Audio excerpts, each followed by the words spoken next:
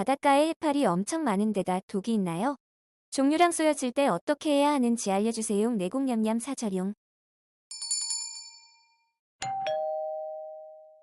안녕하세요. 지식들지기입니다. 먼저 답변 드리기 전 이미지 저작권상 화면과 음성이 고르지 않은 점 양해 바랍니다. 영상을 끝까지 시청해 주시고 좋아요 한 번씩 눌러주세요. 영상을 만드는 사람에게 큰 힘이 됩니다. 답변 드리겠습니다. 안녕하십니까. 국민안전처입니다. 한국연구내에 출연하는 유독성 해파리는 6종이 있습니다. 이 가운데 유독성 해파리는 노무라이깃 해파리, 작은 불회관 해파리, 입방 해파리 3종류가 있습니다. 비교적 독이 약한 종류로는 율령 해파리, 야광원 해파리, 커튼 온양 해파리 3종류가 있습니다.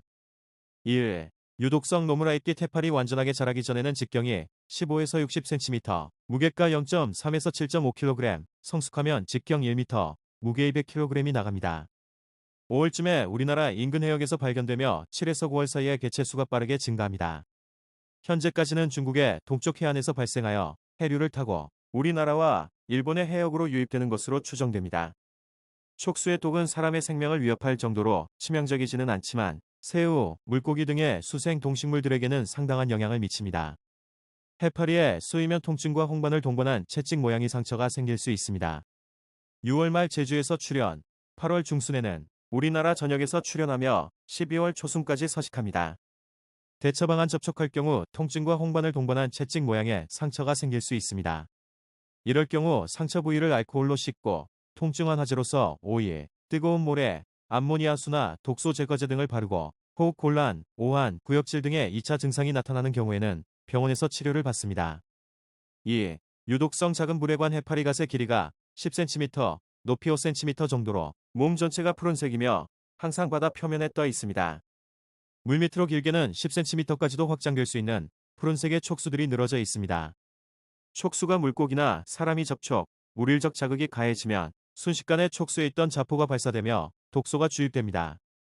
사람이 쏘일 경우 보통 20에서 30분이면 회독이 되지만 민감한 체질에서 심각한 쇼크로 이어지는 경우도 있으며 다량 접촉 시에는 사망할 수도 있습니다. 대처 방안 접촉할 경우 뜨거운 모래나 알코올로 닦아준 뒤에 암모니아를 발라줍니다. 독소 제거 로션을 발라주고 통증이 심한 경우 마취연고를 발라줍니다. 실신, 오한, 구역질 등의 2차 증상이 나타나는 경우에는 병원에서 치료를 받습니다. 3. 유독성 유령 해파리갓은 지름 30cm 이상 크고 평평한 원반 모양입니다. 갓 표면은 무색 또는 흰색이며 그 위에 갈색 반점이 흩어져 있다. 갓 가장자리에는 16개의 연판과 8개의 감각기관이 있습니다. 갓 아래에는 입이 있고 그것을 둘러싸고 복잡하게 주름진 폭이 넓은 돌기가 아래로 드리워져 있습니다. 대처 방안 피부에 닿아 통증을 느낄 경우 알코올로 상처 부위를 소독하고 식초로 독성을 완화시킵니다. 가능하면 젤 타입의 마취제나 스테로이드 연고를 발라줍니다. 메스꺼움이나 복통 등의 2차 증상이 나타나는 경우에는 병원에서 치료를 받아야 합니다. 해파리 쏘임 사고 예방법일 국립수산과학원 홈페이지나 바닷가에 부착된 QR코드로 해파리 출현 예보를 미리 확인합니다. 외국으로 갈 때도 독성 해파리 위험 지역을 미리 확인합니다. 이 해파리는 바닷가에 부유물이나 거품이 많은 곳, 물의 흐름이 느려지는 항구나 만에 모여있는 경우가 많으므로 가급적 이런 곳은 피하도록 합니다.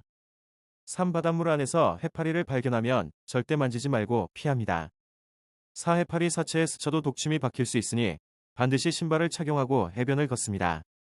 오해파리에 쏘였을 경우 절대 손으로 상처 부위를 만지지 말고 바닷물 또는 수돗물로 10분 이상 충분히 세척합니다. 6. 쏘임 사고에 민간요법으로 많이 사용하는 식초는 해파리 독에게 방출을 증가시킬 수 있으므로 사용하지 않습니다.